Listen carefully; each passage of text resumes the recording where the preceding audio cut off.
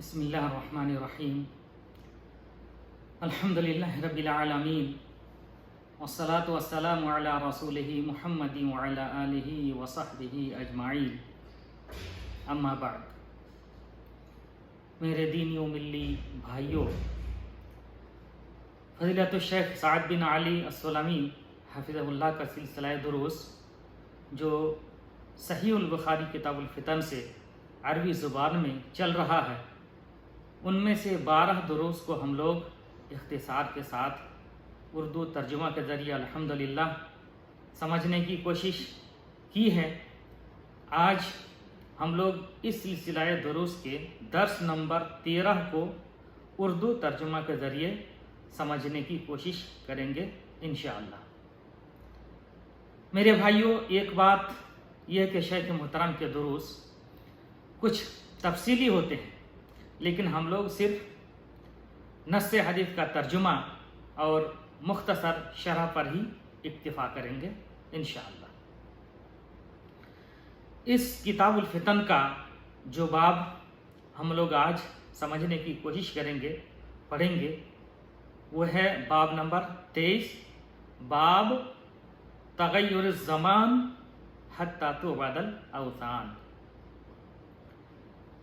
اس ترجمۃ الباب کا مطلب ہے کہ قرب قیامت زمانہ ایک حال سے دوسرے حال میں بدل جائے گا، یہاں تک کہ لوگ بتوں کی عبادت بھی کرنے لگیں گے۔ اس باب کی جو سب سے پہلی حدیث ہے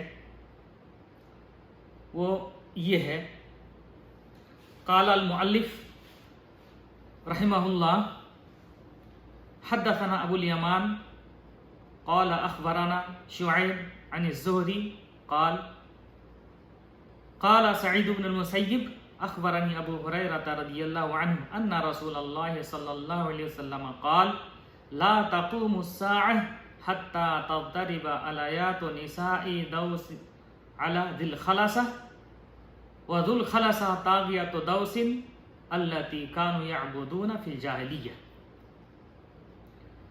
سب سے پہلے ہم لوگ حدیث کا ترجمہ سمجھیں گے، پھر اس کے بعد جو ہے اس کی توضیح اور تفصیل سمجھنے کی کوشش کریں گے انشاءاللہ۔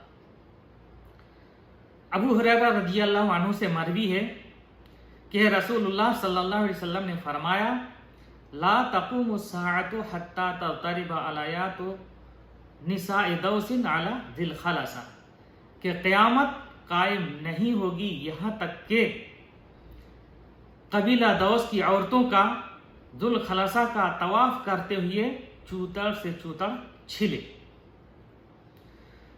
وذو الخلصہ طاغیۃ دوس التی کانوا یعبدون فی الجاہلیہ، اور ذو الخلصہ قبیلہ دوس کا ایک بت تھا جس کی وہ لوگ زمانے جاہلیت میں پوجا کرتے تھے، عبادت کرتے تھے۔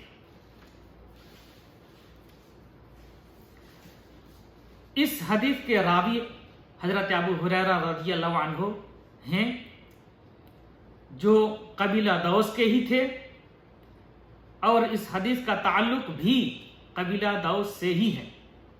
نبی صلی اللہ علیہ وسلم نے فرمایا، لا تقوم الساعة حتى تضطرب آليات نساء دوس على ذي الخلصہ، قیامت قائم نہیں ہوگی یہاں تک کہ ذو الخلصہ کا طواف کرتے ہوئے قبیلہ دوس کی عورتوں کا چوتڑ سے چوتڑ چھلے۔ نبی صلی اللہ علیہ وسلم نے ایسا فرمایا، اور یہ قرب قیامت میں ہو کر رہے گا۔ ابن اثیر نے فرمایا، خلصہ ایک گھر تھا جس کے اندر قبیلہ دوس کا بت ہوتا تھا۔ ذو الخلصہ قبیلہ دوس کا وہ بت تھا جس کی زمانے جاہلیت میں وہ لوگ پوجا اور عبادت کرتے تھے۔ قرب قیامت میں یہی قبیلہ دوس اسلام سے پھر جائے گا، اور ان کی عورتیں دوبارہ اسی ذو الخلصہ کا طواف کریں گی جیسا کہ وہ لوگ زمانے جاہلیت میں کرتی تھی۔ وہ لوگ ایسے طواف کریں گی کہ ان کا چوتڑ اور جسم کے پچھلے حصے ایک دوسرے سے ٹکرانے کے سبب چھل جائیں گے۔ صحیح مسلم کے اندر آپ صلی اللہ علیہ وسلم کا فرمان ہے لا تذهب اللیالی والایام حتی تعبد اللات والعزى. اسی طرح ثوبان رضی اللہ عنہ کی حدیث میں آیا ہے لا تقوم الساعة حتی تلحق قبائل من امتی بالمشرکین وحتی تعبد قبائل من امتی الاوثان. اس حدیث کا مطلب یہ ہے کہ قیامت قائم نہیں ہوگی یہاں تک کہ میری امت میں سے کچھ قبائل مشرکین سے جا ملے، یعنی وہ لوگ بھی شرک کرنے لگیں گے. وَحَتَّى تَعْبُدَ قَبَائِلْ مِنْ أُمَّتِي الْأَوْثَانَ، اور یہاں تک کہ میری امت کے کچھ قبائل بتوں کی بھی عبادت کرنے لگے. ان حدیثوں سے پتہ چلتا ہے کہ یہ امت شرک سے معصوم نہیں ہے، یعنی اس امت محمدیہ کے اندر بھی شرک پایا جائے گا. لیکن جو لوگ ان الشیطان یئس ان یعبد فی بلدکم ھذا وان الشیطان یئس ان یعبدہ المصلون فی جزیرۃ العرب ولکن فی التحریش بینہم جیسی حدیثوں سے استدلال کرتے ہیں، اہل علم نے ان کے 3 جواب دیے ہیں. المصلون کے اندر الف لام عہد کے لیے ہے، اور ان مسلین سے مراد، یہ جو حدیث کے اندر مسلین ہیں، ان مسلین سے مراد وہ صحابہ کرام ہیں جن کے دلوں میں ایمان راسخ اور مضبوط ہو چکا تھا. ان سے مراد وہ لوگ نہیں ہے جو آپ صلی اللہ علیہ وسلم کے بعد اسلام سے مرتد ہو گئے تھے، چونکہ ان کے دلوں میں ایمان مضبوط ہوا ہی نہیں تھا. چنانچہ شیطان کو اس بات سے مایوسی ہوئی کہ صحابہ اکرام رضی اللہ عنہم بتوں کی عبادت کریں گے، اور صحابہ کرام رضی اللہ عنہم اجمعین حقیقت میں بتوں کی عبادت ان لوگوں نے کی بھی نہیں. دوسرا جواب یہ کہ جب شیطان نے دیکھا کہ اسلام کا ظہور ہو رہا ہے اور خوب اس کی نشر و اشاعت ہو رہی ہے تو وہ خود ہی مایوس ہو گیا. شیطان خود ہی مایوس ہو گیا اور یہ گمان کر لیا کہ اس امت میں شرک اور بتوں کی عبادت نہیں ہوگی. یہ شیطان خود سمجھ لیا، خود بخود.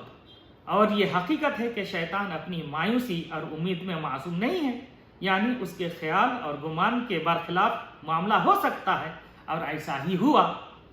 اور یہ کہ نبی صلی اللہ علیہ وسلم نے یہ نہیں فرمایا کہ اللہ تعالیٰ نے اس کو مایوس کر دیا، بلکہ وہ خود بخود مایوس ہو گیا. یعنی اللہ تعالیٰ نے شیطان کو مایوس نہیں کیا بلکہ وہ خود بخود مایوس ہو گیا. تیسرا جواب یہ ہے کہ پوری کی پوری امت شرک اور بتوں کی عبادت نہیں کرے گی، اور یہ حق ہے. اللہ کے رسول صلی اللہ علیہ وسلم کی حدیث اس پر دلالت بھی کرتی ہے. چنانچہ نبی صلی اللہ علیہ وسلم کی حدیث ہے لا تزال هذه ظاہرین علی من خالفهم حتی یأتی امر اللہ وهم ظاہرون. چنانچہ ایسا کبھی نہیں ہوا کہ پوری امت شرک کرنے لگی یا کبھی کرنے لگے گی، بلکہ ایسا ہوا کہ کچھ لوگوں نے شرک کیا اور آگے بھی کچھ لوگ شرک کر سکتے ہیں یا کریں گے. حدیث کے اندر جو ہے طاغیت و دوس ہے. اگر کوئی شخص کہے کہ بت کو طاغیہ اور سرکش کیوں کہا جاتا ہے، حالانکہ اس کا تو کوئی قصور نہیں ہے، بلکہ دوسرے لوگ خود ہی اس کو معبود بنا لیتے ہیں، تو اس کا جواب یہ ہے کہ اللہ تعالیٰ کو چھوڑ کر جس کی بھی عبادت کی جاتی ہے اس کو طاغیہ فاعل کے اعتبار سے کہا جاتا ہے، یعنی ان لوگوں کے اعتبار سے جو لوگ اس کی عبادت کر کے سرکشی کرتے ہیں اور اللہ تعالیٰ کی نافرمانی کرتے ہیں. یہ ایک بات اور یہ ہے کہ اس کا مصدری معنی لیا جاتا ہے، اس سے اس میں فاعل کا معنی نہیں لیا جاتا ہے. اس باب کی اگلی حدیث ہے قال المؤلف رحمہ اللہ حدثنا عبید اللہ حدثنا عبد العزیز بن عبد اللہ قال حدثني سلیمان عن ثور عن ابی الغیث عن ابی ہریرہ ان رسول اللہ صلی اللہ علیہ وسلم قال لا تقوم الساعة حتى يخرج رجل من قحطان يسوق الناس بعصاه۔ ابو ہریرہ رضی اللہ عنہ روایت کرتے ہیں کہ اللہ کے رسول صلی اللہ علیہ وسلم نے فرمایا قیامت قائم نہیں ہوگی یہاں تک کہ قبیلہ قحطان کا ایک شخص بادشاہ بن کر کے نکلے گا اور لوگوں کو وہ اپنی لاٹھی سے ہانکے گا۔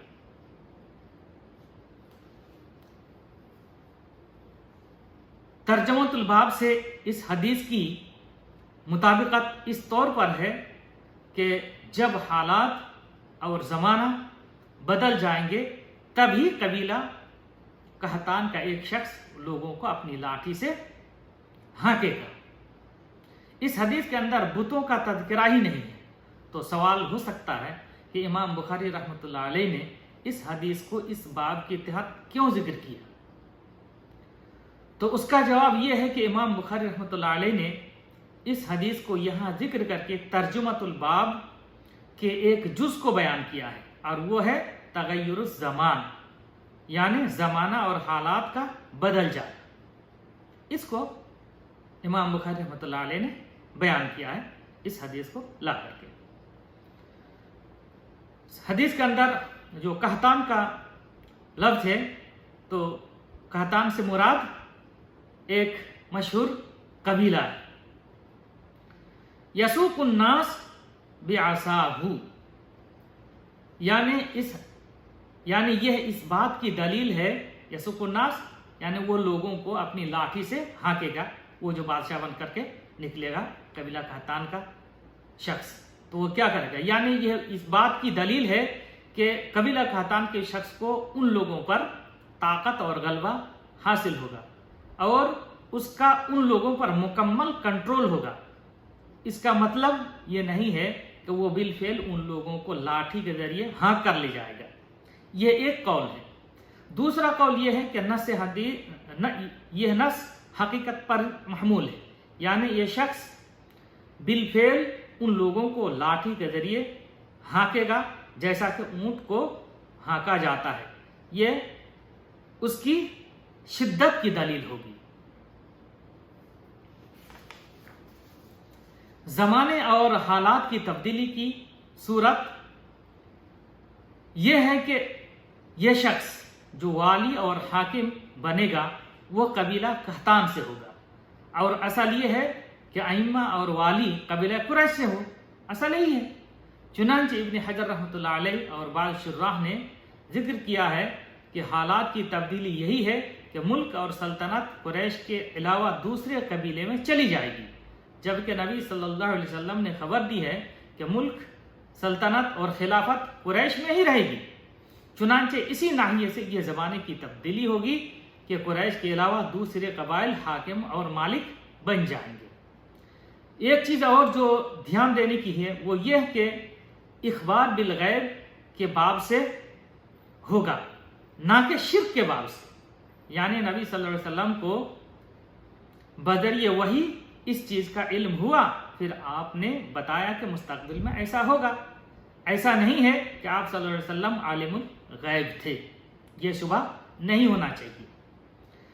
بہرحال حدیث کے اندر جو تغیر اور تبدیلی کی بات ہے اس کا مطلب یہ ہے کہ ملک اور سلطنت قیامت تک ہمیشہ قریش کے پاس نہیں رہے گی، بلکہ دوسرے قبائل کے ہاتھوں میں بھی جائے گی۔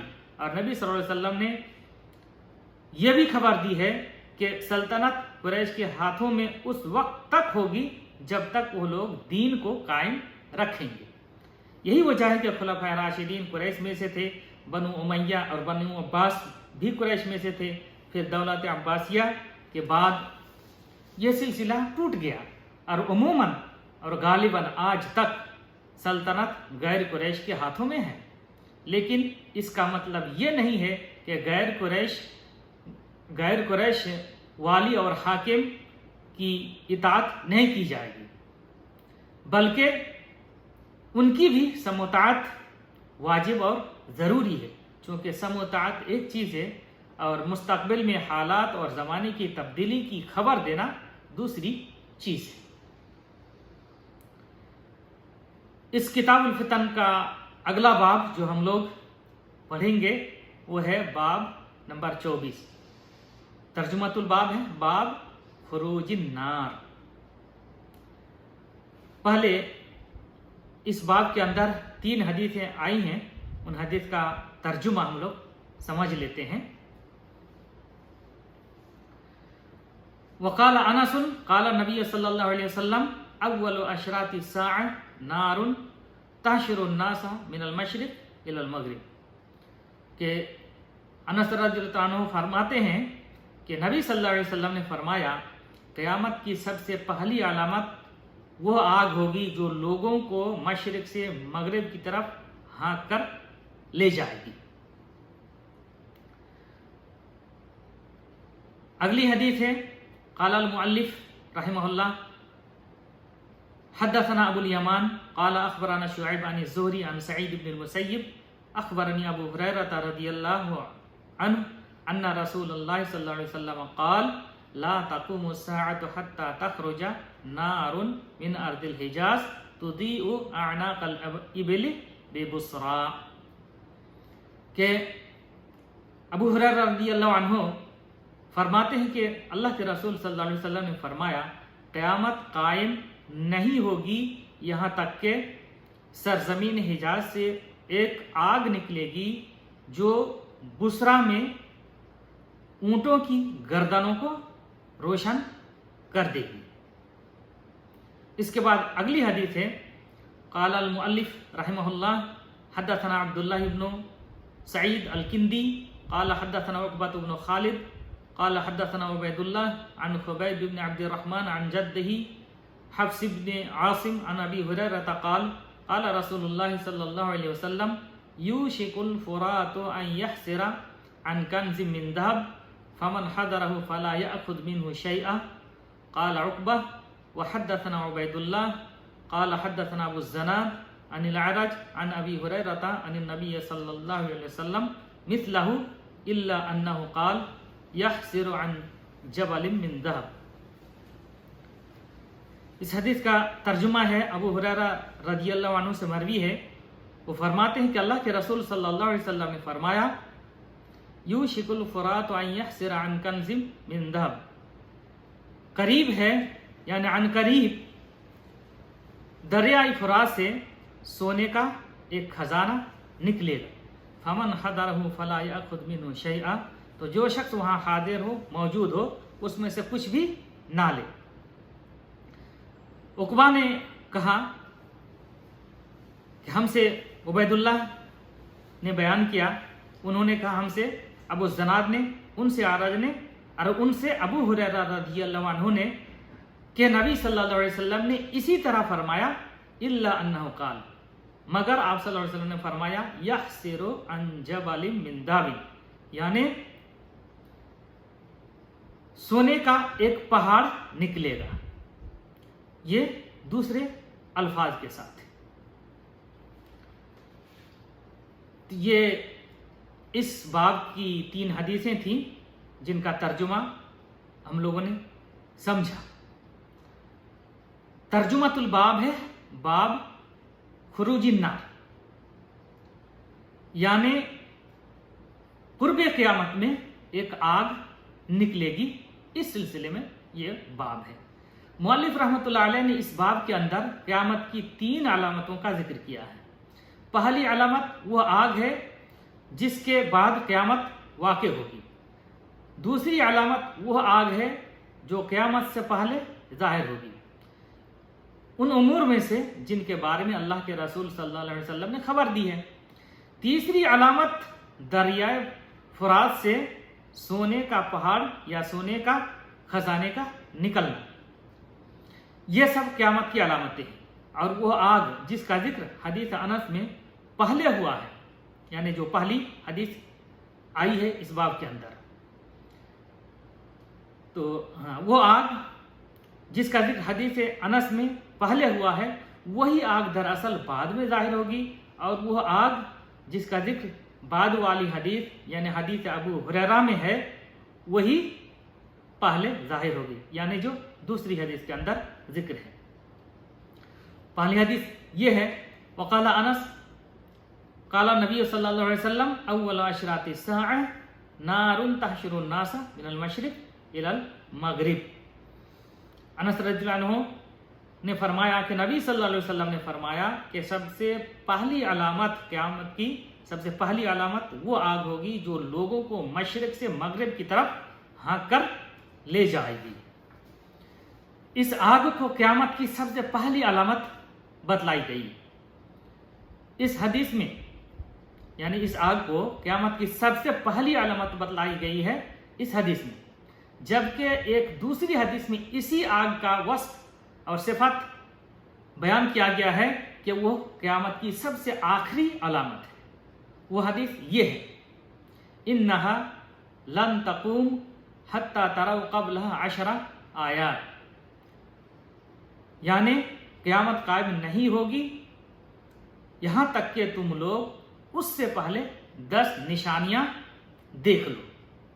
चुनांचे उनमें से अल-महदी, अद-दाब्बा, अद-दज्जाल, फिर ईसा, फिर याजूज माजूज का जिक्र किया, उनके बाद बाकी अलामतों का जिक्र किया और फिर कहा व आखिरु ज़ालिका नारुन, और इसमें सबसे इनमें से जो सबसे आखिरी अलामत होगी क्या, वो आग होगी।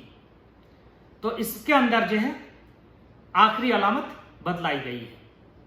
वो पूरी हदीस है, वह आखिरु ज़ालिका नारुन तख़रुजु मिन क़अरि अदन तसूक़ुन नास इलल महशर तबीतु मअहुम इज़ा बातू व तक़ीलु मअहुम इज़ा क़ालू। और यहाँ इस हदीस अनस में यानी हदीस अनस के अंदर जो है बाब के अंदर जो हदीस मौजूद है उसमें क्या है, अव्वलु अशराति साअ नारुन तहशुरुन नास मिनल मशरिक़ इलल मगरिब, यानी हदीस अनस के अंदर उसे पहली क़यामत की पहली अलामत बतलाई गई है और दूसरी हदीस के अंदर उसे आखिरी अलामत बतलाई गई है। बहरहाल इन दोनों के दरमियान जमा से मुताल्लिक हाफिज इब्न हजर रहमतुल्लाह अलैह ने एक कलाम जिक्र किया है। चुनांचे उन्होंने फरमाया कि क़यामत की जिन बड़ी अलामतों के साथ इस नार का जिक्र है उनमें यह नार आखिरी अलामत है, यानी उनके साथ जिक्र के एतबार से वो आखिरी अलामत है, जिसके बाद और कोई बड़ी अलामत नहीं होगी। और वह नार पहली अलामत इस एतबार से है कि वो उन तमाम अलामतों में पहली अलामत है जिनके बाद दुनियावी उमूर में से कुछ वाक़े नहीं होगा बल्कि सूर फूंक दिया जाएगा। चुनांचे यह अव्वलियत और आखिरियत निस्बी है। आखिरी अलामत वह इसलिए है कि उसके बाद और कोई दूसरी अलामत नहीं होगी, लेकिन कहा जा सकता है कि दुनियावी उमूर में से तो कुछ उमूर वाक़े होंगे। मसलन हदीस में आया है तक़ूमुस्साअ वहादा यलूतु हौदा इबलिही वहादा यरफ़उ लुक़मा इला फ़मिही वहादा यग़रिसु फ़सीला। तो ये सब के सब दुनियावी उमूर होंगे। इस बाब की जो अगली हदीस है उसके अंदर है ला तक़ूमुस्साअ, जिसका तर्जुमा हम लोगों ने अभी पढ़ा और समझा। ला तक़ूमुस्साअ हत्ता तख़रुज नारुन मिन अर्दिल हिजाज़ तुज़ीउ अअनाक़ल इबिली बेबुसरा, यानी क़यामत कायम नहीं होगी यहाँ तक कि सरज़मीन हिजाज से एक ऐसी आग निकलेगी जो बुसरा में ऊँटों की गर्दनों को रोशन कर देगी। यह वाक़या सन 654 हिजरी में पेश आ चुका है। अल्लाह ताला की तरफ से यह एक खौफनाक अलामत क़यामत थी। लोगों ने सबसे पहले बिजली की तरह ज़मीन के फटने की आवाज़ सुनी थी, चुनांचे वो लोग खौफज़दा हो गए थे और अहले मदीना भी डर गए थे। वो लोग मस्जिद नबवी में इकट्ठे हो गए थे। यह आग ज़मीन पर फैलने लगी थी। तेज़ी से चलते वक्त ऊँटों की गर्दनों तक पहुँच रही थी, शजर व हजर को काटती और जलाती जा रही थी, जैसा कि उस वक्त मुशाहदा किया गया है। यह आग आसमान में बहुत ऊंचाई तक पहुंच गई थी। बहुत ज़्यादा खौफनाक सूरत हाल पैदा हो गई थी। लोग बहुत ज़्यादा बेचैन और परेशान हाल हो चुके थे। फिर अल्लाह ताला ने इस आग को कम किया और बुझाया, लेकिन यह साबित हो गया کہ لوگوں نے شام کے اندر بصرہ میں اس کی روشنی سے اونٹوں کی گردنوں کو دیکھا. یہ بصرہ حوران سے بہت زیادہ قریب ہے. اس کے درمیان اور دمشق کے درمیان 3 مراحل کا فاصلہ ہے. وہی ابن کثیر اور بعض دوسرے اہل علم کا شہر بھی ہے. یہ واقعہ اس بات پر دلالت کرتا ہے کہ یہ آگ بہت اونچی اور بہت قوی بھی تھی، بہت مضبوط تھی. کالے پتھروں کو دیکھا جاتا ہے، یہ اسی کے آثار ہیں. یہ ٹکڑے ٹکڑے اور بہت دھاردار خشک پتھر ہیں. وہ بہت ہی ٹھوس پتھر ہیں. لوگ کہتے ہیں اگر انسان اس پتھریلی سرزمین میں چلا جائے تو ہلاک ہو جائے گا، واپس نہیں آ سکتا. اگر خالی پیر ہوگا تو پیر کٹ جائیں گے، اگر جوتا پہنا ہوگا تو جوتے کٹ جائیں گے، پھر اس کے بعد دونوں پیر کٹ جائیں گے، اس لیے کہ وہ بہت دور تک ہے. ان پتھروں میں چاقو کی طرح دھار ہیں. ابن کثیر رحمۃ اللہ علیہ نے البدایہ والنہایہ میں اس پر تفصیلی گفتگو کی ہے. کوئی شخص اگر اس کی تفصیل جاننا چاہے تو اس کا مطالعہ کر سکتا ہے. اس باب کی اگلی حدیث کے اندر یہ الفاظ ہیں: یوشک الفرات ان یحسر عن کنز من ذہب. دوسری حدیث میں ہے یحسر عن جبل من ذہب، یعنی عن قریب دریائے فرات سے سونے کا ایک خزانہ نکلے گا.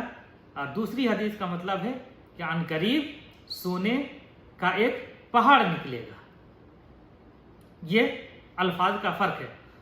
وہ سونے کا خزانہ ہی ہے. اس خزانے کی کثرت اور بلندی کو دیکھتے ہوئے اسے پہاڑ بھی کہا گیا ہے. الفرات سے مراد وہی مشہور دریائے فرات ہے. اس خزانے کو لینا حرام ہے. اللہ کے رسول صلی اللہ علیہ وسلم نے اس میں سے کچھ لینے سے منع کر دیا، جیسے کہ حدیث کے اندر ہم لوگ پڑھیں ابھی، چونکہ اس سے قتال اور فتنہ پیدا ہوگا. چنانچہ اسی تعلق سے مسلم شریف کے اندر ابو ہریرہ رضی اللہ عنہ کی حدیث ہے.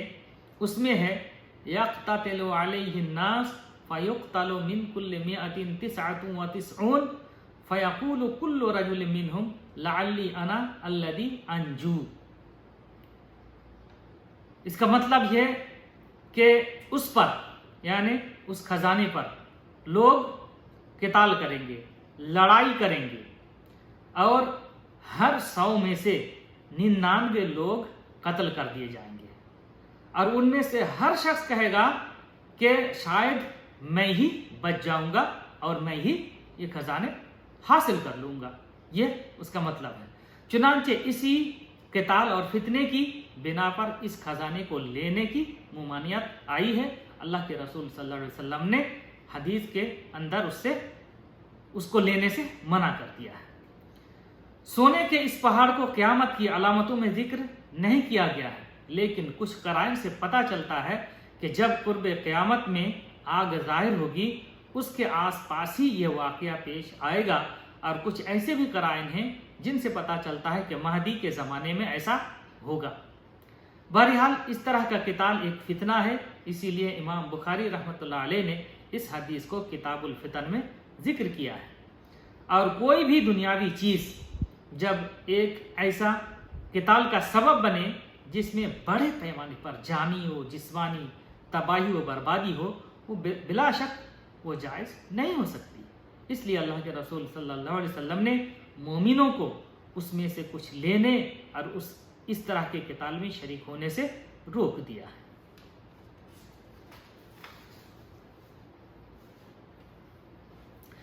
اس کتاب الفتن کا اگلا باب ہے باب نمبر 25، اور اس میں ترجمہ کا ذکر نہیں ہے، یعنی یہ باب بغیر ترجمہ کے ہے. مؤلف رحمۃ اللہ علیہ نے یہاں صرف باب کا ذکر کیا ہے، ترجمۃ الباب کا ذکر نہیں کیا. اس طرح بہت سے نسخوں میں صرف باب کا ذکر ہے. امام بخاری رحمۃ اللہ علیہ کا ایک طریقہ یہ بھی ہے کہ وہ کبھی کبھی صرف باب کا ذکر کرتے ہیں ترجمہ کے بغیر، یعنی ترجمۃ الباب کا ذکر نہیں کرتے۔ اس کی وجہ یہ ہوتی ہے کہ اس باب کی احادیث کا تعلق اس سے پہلے والے باب سے ہوتا ہے۔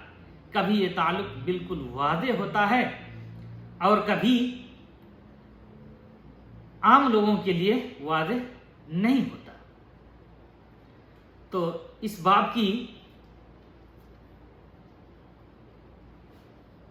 پہلی حدیث ہے، قال المؤلف رحمہ اللہ حدثنا مسدد قال حدثنا یحیی عن شعبہ قال حدثنا معبد قال سمعت حارثة بن وهب قال سمعت رسول الله صلی اللہ علیہ وسلم يقول تصدقوا فسيأتي على الناس زمان يمشي الرجل بصدقته فلا يجد من يقبلها قال مسدد حارثة اخو عبید اللہ بن عمر لأمه قاله ابو عبداللہ۔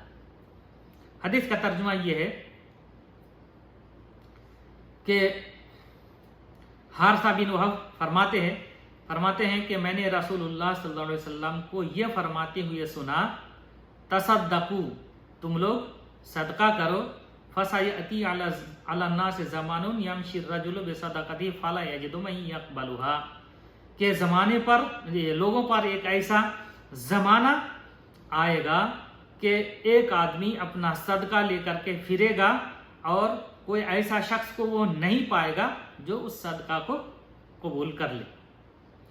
مسدد نے فرمایا کہ حارثہ یہ عبید اللہ کا ماں شریک بھائی ہے۔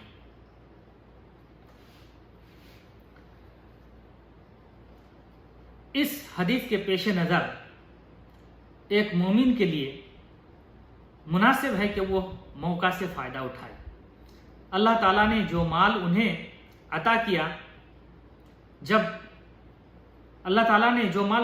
کیا، جب تک صدقہ قبول کرنے والا ملے، جس قدر ممکن ہو اس میں سے صدقہ خیرات کرے، چونکہ ایک وقت ایسا بھی آئے گا کہ صدقہ قبول کرنے والا نہیں ملے گا، چنانچہ اسے چاہیے کہ فقراء و مساکین پر صدقہ خیرات کرے، رفاہی کاموں اور جہاد فی سبیل اللہ پر خرچ کرے، قریبی رشتہ داروں اور یتیموں پر خرچ کرے، اور اسے جان لینا چاہیے کہ اللہ تعالیٰ پر اور اس کے رسول پر ایمان لانا اور جان و مال کے ساتھ جہاد فی سبیل اللہ ہی دراصل نفع بخش تجارت ہے۔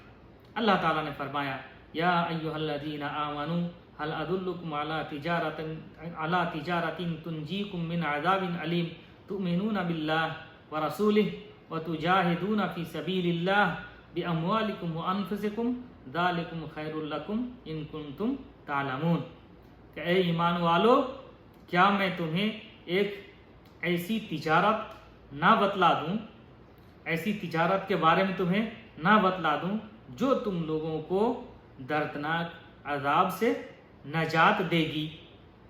تم لوگ اللہ تعالیٰ پر اور اس کے رسول پر ایمان رکھو گے اور اللہ تعالیٰ کی راہ میں اپنی جان و مال سے جہاد کرو گے، یہی تمہارے لیے سب سے بہتر ہے اگر تم لوگ جانتے ہو۔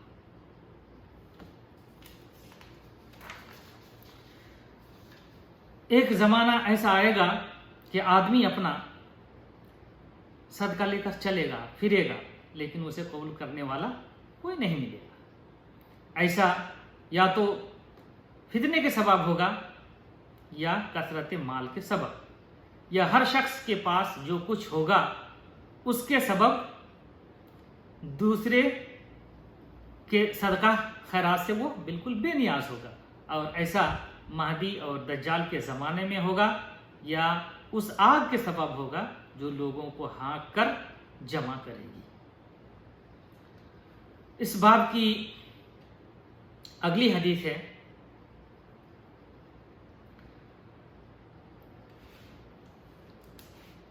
قال المؤلف رحمہ اللہ حدثنا ابو الیمان قال اخبرنا شعیب قال حدثنا ابو الزناد عن عبد الرحمن عن ابی ہریرہ ان رسول اللہ صلی اللہ علیہ وسلم قال لا تقوم الساعة حتى تقتتل فئتان عظيمتان تكون بينهما مقتلة عظيمة.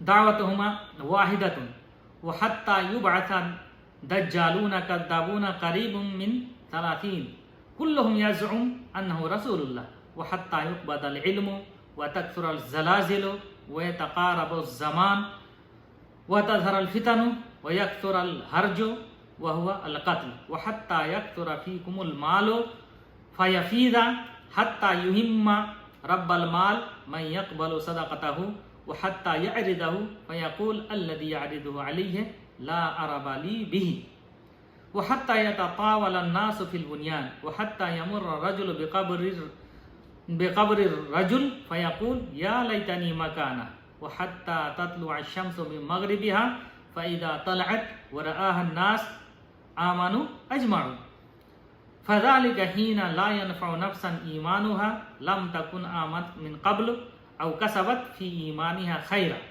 ولا تقومن الساعة وقد نشر الرجلان ثوبهما بينهما فلا يتبايعانه ولا يطويانه ولا تقومن الساعة وقد انصرف الرجل بلبن لقحته فلا يطعمه ولا تقومن الساعة وهو يليت حوضه فلا يسقي فيه ولا تقومن الساعة وقد رفع أكلته إلى فيه فلا يطعمها. یہ لمبی حدیث ہے، ذرا ہم لوگ پہلے اس کا ترجمہ سمجھ لیتے ہیں، پھر اس کا مطلب سمجھنے کی کوشش کریں گے انشاءاللہ. ابو ہریرہ رضی اللہ عنہ سے مروی ہے، وہ فرماتے ہیں کہ اللہ کے رسول صلی اللہ علیہ وسلم نے فرمایا لا تقوم الساعة حتى تقتتل فئتان عظیمتان تكون بینہما مقتلة عظیمہ، کہ قیامت، اللہ کے رسول صلی اللہ علیہ وسلم نے فرمایا کہ قیامت قائم نہیں ہوگی یہاں تک کہ دو بڑی جماعتیں قتال کریں، لڑائی کریں، جن کے درمیان بڑی خون ریزی ہوگی. دعوتہما واحدہ، اور ان دونوں جماعت کی جو دعوت ہے ایک ہی ہوگی.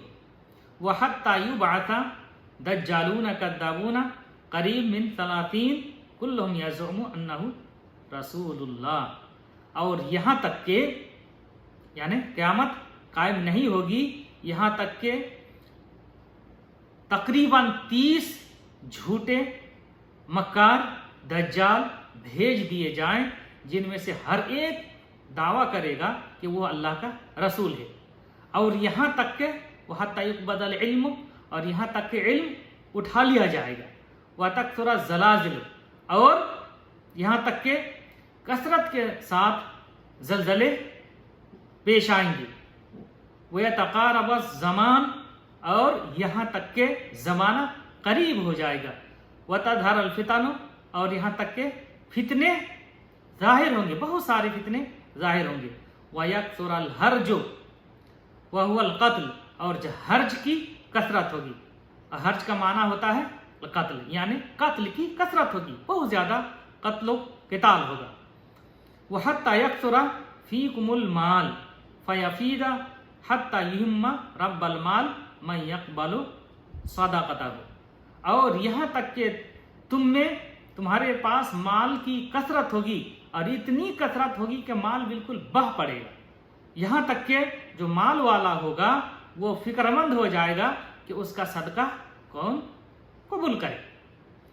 وَحَتَّى يَعْرِضَهُ فَيَقُولُ الَّذِي يَعْرِضُهُ عَلَيْهِ، اور یہاں تک کہ جس کے سامنے وہ مال پیش کرے گا تو وہ شخص کہے گا، یعنی جس کے سامنے مال پیش کرے گا صدقہ والا، صدقہ ادا کرنے والا شخص، جب جس شخص کے سامنے مال پیش کرے گا تو وہ شخص کیا کہے گا؟ لا ارب لی بھی، مجھے اس مال کی کوئی ضرورت نہیں. وَحَتَّى يَتَطَاوَلَ النَّاسُ فِي الْبُنْيَانِ، اور یہاں تک کہ لوگ اپنی اپنی عمارتوں پر جو اونچی اونچی عمارت بنائیں گے وہ لوگ اپنی اپنی عمارتوں پر فخر کریں گے ایک دوسرے پر. وَحَتَّى يَمُرَّ الرَّجُلُ بِقَبْرِ الرَّجُلِ فَيَقُولُ اور یہاں تک کہ آدمی ایک دوسرے آدمی کی قبر کے پاس سے گزرے گا تو وہ کہے گا یا لیتنی مکانا، کاش میں اس کی جگہ پہ ہو جاتا. وَحَتَّى تَطْلُعَ الشَّمْسُ مِن مَغْرِبِهَا اور یہاں تک کہ سورج مغرب سے طلوع ہو جائے گا. فَإِذَا طَلَعَتْ وَرَآهَا النَّاسُ آمَنُوا أَجْمَعُونَ جب وہ سورج طلوع ہو جائے گا اور لوگ اس کو دیکھ لیں گے تو تمام کے تمام لوگ ایمان لے آئیں گے. فَذَلِكَ حِينَ لَا يَنْفَعُ نَفْسًا إِيمَانُهَا لَمْ تَكُنْ آمَنَتْ مِنْ قَبْلُ أَوْ كَسَبَتْ فِي إِيمَانِهَا خَيْرًا تو وہ ایک ایسا وقت ہوگا کہ کسی ایسے شخص کو اس کا ایمان فائدہ نہیں پہنچائے گا جس نے اس سے پہلے ایمان نہ لایا ہو یا ایمان کی حالت میں اس نے کوئی خیر کا کام نہ کیا ہو. وَلَا تَقُومَنَّ السَّاعَةُ وَقَدْ نَشَرَ الرَّجُلَانِ ثَوْبَهُمَا بَيْنَهُمَا فَلَا يَتَبَايَعَانِهِ وَلَا يَطْوِيَانِهِ اور قیامت ضرور بھی ضرور قائم ہوگی اس حال میں کہ دو لوگ اپنے درمیان کپڑا پھیلائے ہوں گے اور وہ لوگ اس کو بیچ بھی نہیں پائے ہوں گے اور نہ ہی اس کو لپیٹ پائے ہوں گے. وَلَا تَقُومَنَّ السَّاعَةُ وَقَدْ انصَرَفَ الرَّجُلُ بِلَبَنِ لَقْحَتِهِ فَلَا يَطْعَمُهُ اور قیامت ضرور بھی ضرور قائم ہوگی اس حال میں کہ آدمی اونٹنی کا دودھ نکال کر واپس آئے گا اور اس کو پی بھی نہیں پائے گا. وَلَا تَقُومَنَّ السَّاعَةُ وَهُوَ يُلِيتُ حَوْضَهُ فَلَا يَسْقِي فِيهِ اور قیامت ضرور بھی ضرور قائم ہوگی اس حال میں کہ آدمی اپنا حوض کو درست کر رہا ہوگا اور اس سے پانی پی بھی نہیں پایا ہوگا. وَلَا تَقُومَنَّ السَّاعَةُ وَقَدْ رَفَعَ أُكْلَتَهُ إِلَى فِيهِ فَلَا يَطْعَمُهَا اور قیامت ضرور بھی ضرور اس حال میں قائم ہوگی کہ آدمی اپنا لقمہ اٹھا کر کے منہ میں پہنچا دے گا، منہ میں رکھ دے گا اور اس کو کھا بھی نہیں پایا ہوگا. اس حالت میں قیامت آ جائے گی.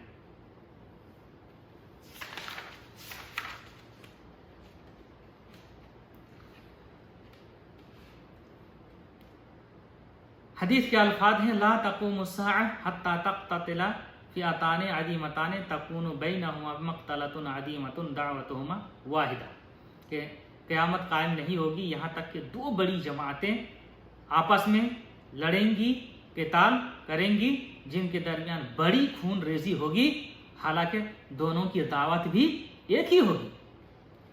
شرح حدیث فرماتے ہیں ان سے مراد حضرت علی رضی اللہ عنہ کی جماعت اور حضرت معاویہ رضی اللہ عنہ کی جماعتیں ہیں جن کے درمیان یعنی جن دونوں جماعتوں کے درمیان جنگ صفین ہوئی تھی. دونوں کی دعوت ایک تھی اور ان دونوں میں سے ہر ایک مجتہد بھی تھے، ہر ایک کو حق کی طلب بھی تھی اور یہ آپ صلی اللہ علیہ وسلم کی نبوت کی دلیل بھی ہے چونکہ یہ واقعہ ویسے ہی پیش آیا جیسا کہ اللہ کے رسول صلی اللہ علیہ وسلم نے حدیث کے اندر بیان فرمایا. آپ صلی اللہ علیہ وسلم نے حسن بن علی رضی اللہ عنہ کے لیے فرمایا تھا ان ابنی ھذا سید وسیصلح اللہ بہ بین فئتین عظیمتین من المسلمین، میرا یہ بیٹا سردار ہے اور عنقریب اللہ تعالیٰ ان کے ذریعے سے مسلمانوں کی دو بڑی جماعتوں کے درمیان صلح کرائے گا اور ایسا ہوا بھی ہے. وَحَتَّى يُبْعَثَ دَجَّالُونَ كَذَّابُونَ قَرِيبٌ مِّن 30 كُلُّهُمْ يَزْعُمُ أَنَّهُ رَسُولُ اللَّهِ یہاں تک کہ تقریباً 30 جھوٹے دجال بھیج دیے جائیں جن میں سے ہر ایک دعویٰ کرے گا کہ وہ اللہ کا رسول ہے. ان سے مراد وہ لوگ ہیں جن کی طاقت، رعب و دبدبا اور پیروکار ہوں، مثلا مسیلمہ، سجا، طلحہ اسدی اور اسود انسی وغیرہ ہیں جنہوں نے نبوت کا دعویٰ کیا تھا۔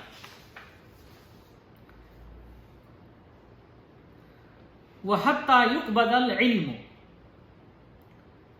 اور یہاں تک کہ علم اٹھا لیا جائے گا تب قیامت آئے گی، یہ مطلب ہے۔ اور یہ علم علماء کے اٹھا لیے جانے پر اور ان کی وفات ہونے پر اٹھ جاتا ہے۔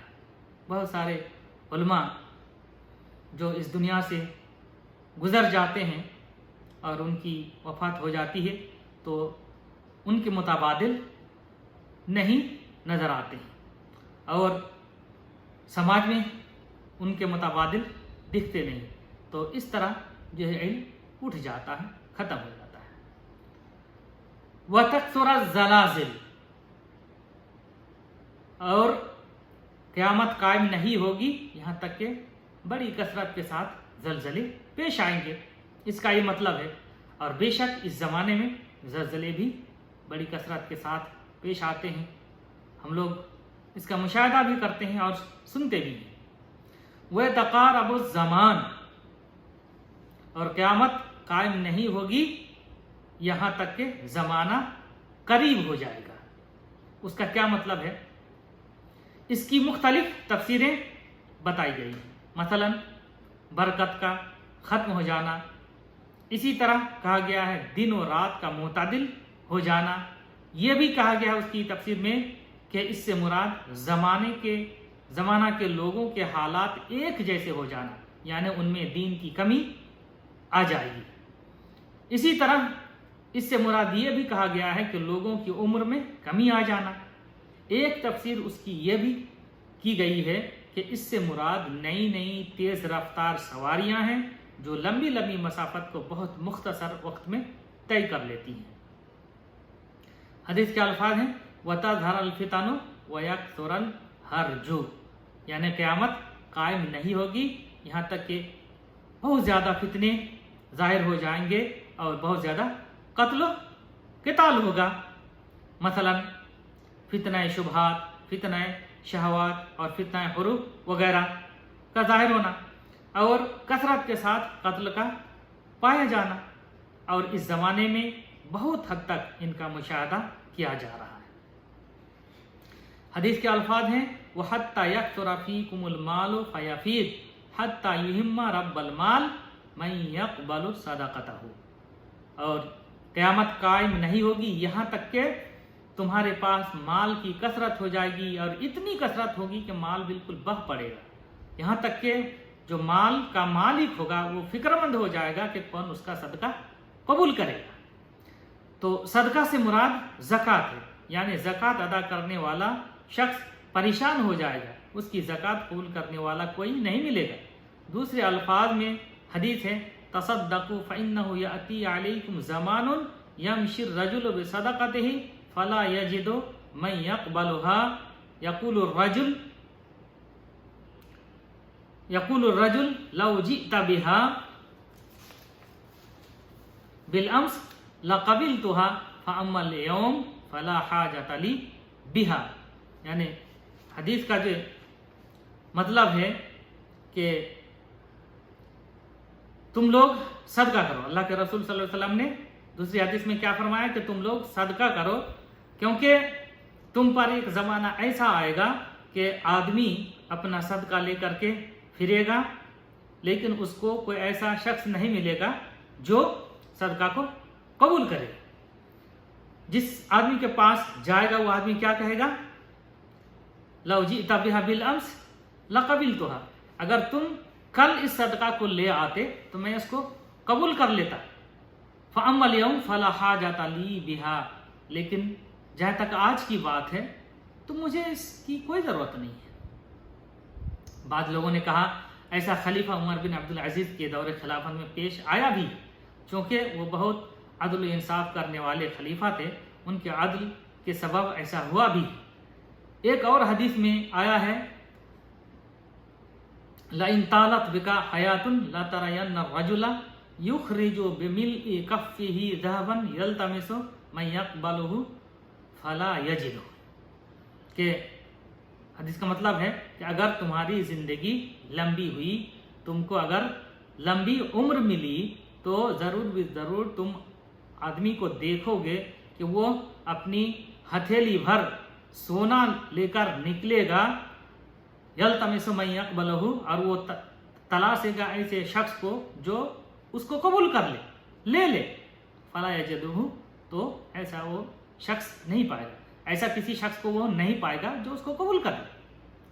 یہ بھی کہا گیا ہے کہ ایسا مہدی اور عیسیٰ علیہ السلام کے زمانے میں ہوگا، اور لوگوں کو احساس ہو جائے گا کہ قیامت بالکل قریب ہے۔ حدیث کے الفاظ یہ ہیں، وَحَتَّى يَعْرِضَهُ فَيَقُولُ الَّذِي يَعْرِضُهُ عَلَيْهِ لَا عَرَبَ لِي بِهِ وَحَتَّى يَتَطَاوَلَ النَّاسُ فِي الْبُنْيَانِ، کہ قیامت قائم نہیں ہوگی یہاں تک کہ آدمی جو ہے نا وہ اپنا مال جب کسی دوسرے آدمی کے سامنے پیش کرے گا تو وہ آدمی جس کے سامنے وہ مال پیش کیا جائے گا وہ کیا کہے گا؟ لا عرب لی بہ، مجھے اس کی ضرورت نہیں ہے۔ وحتی یتطاول الناس فی البنیان، اور یہاں تک کہ لوگ اپنی اونچی اونچی عمارتوں پر ایک دوسرے پر فخر بھی کریں گے۔ اس دور میں کثیر منزلہ عمارتوں پر لوگ فخر کرتے ہیں، اس کا احساس ہو رہا ہے اور ہم لوگ اس چیز کو سمجھ بھی رہے ہیں۔ وَحَتَّى يَمُرَّ الرَّجُلُ بِقَبْرِ الرَّجُلِ فَيَقُولُ يَا لَيْتَنِي مَكَانَهُ، یعنی قیامت قائم نہیں ہوگی یہاں تک کہ ایک آدمی دوسرے آدمی کی قبر کے پاس سے گزرے گا تو وہ کہنے لگے گا کہ کاش میں اس کی جگہ پر ہو جاتا۔ ایسا کیوں کہے گا؟ بہت زیادہ فتنے، آزمائش اور تکلیف دہ صورتحال کی بنا پر انسان کی زبان سے اس طرح کی بات نکلے گی۔ وَحَتَّى تَطْلُعَ الشَّمْسُ مِن مَغْرِبِهَا، یعنی قیامت قائم نہیں ہوگی یہاں تک کہ سورج مغرب سے طلوع ہو جائے۔ یہ قیامت کی بڑی علامتوں میں سے ایک علامت ہے۔ فَإِذَا طَلَعَتْ وَرَآهَا النَّاسُ آمَنُوا أَجْمَعُونَ فَذَلِكَ حِينَ لَا يَنفَعُ نَفْسًا إِيمَانُهَا لَمْ تَكُنْ آمَنَتْ مِن قَبْلُ أَوْ كَسَبَتْ فِي إِيمَانِهَا خَيْرًا، تو جب یہ سورج طلوع ہو جائے گا اور لوگ دیکھ لیں گے تو سارے کے سارے لوگ ایمان لائیں گے۔ تو یہ ایسا وقت ہوگا کہ کسی ایسے شخص کو اس کا ایمان فائدہ نہیں پہنچائے گا جس نے پہلے سے ایمان نہ لایا ہو یا ایمان کی حالات میں اس نے کوئی خیر کا کام نہ کیا ہو۔ اس وقت ایمان لانے سے کوئی فائدہ نہیں ہوگا، چونکہ اس وقت توبہ کا دروازہ بند ہو جائے گا اور ہر شخص اپنے ایمان یا کفر کے جس حال میں تھا اسی حال میں رہے گا اور اسی حالت میں جو ہے قیامت آئے گی۔ وَلَا تَقُومَنَّ السَّاعَةُ وَقَدْ نَشَرَ الرَّجُلَانِ ثَوْبَهُمَا بَيْنَهُمَا فَلَا يَتَبَايَعَانِ وَلَا يَطْوِيَانِ،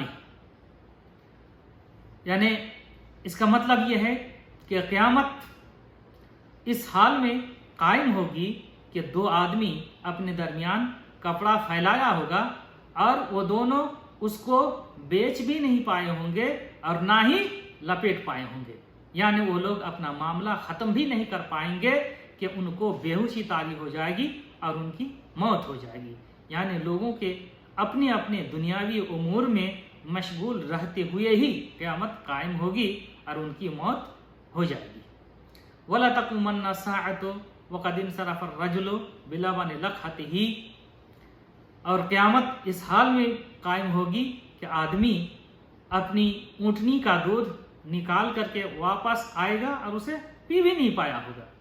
وَلَا تَقُومَنَّ السَّاعَةُ وَهُوَ يُلِيتُ حَوْضَهُ فَلَا يَسْقِي فِيهِ، قیامت اس حال میں قائم ہوگی کہ آدمی اپنا حوض کو درست کر رہا ہوگا اور اس سے پانی پی بھی نہیں پایا ہوگا۔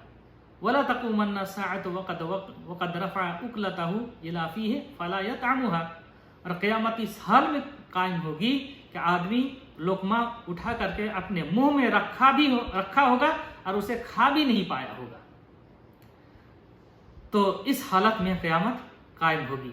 जिस वक्त सूर फूंका जाएगा और क़यामत कायम होगी, सिर्फ बदतरीन लोग ही बाकी रहेंगे, उन्हीं पर क़यामत कायम होगी और तमाम मोमिनों की रूहें उससे पहले ही एक बेहतरीन हवा के ज़रिए कब्ज़ कर ली जाएंगी।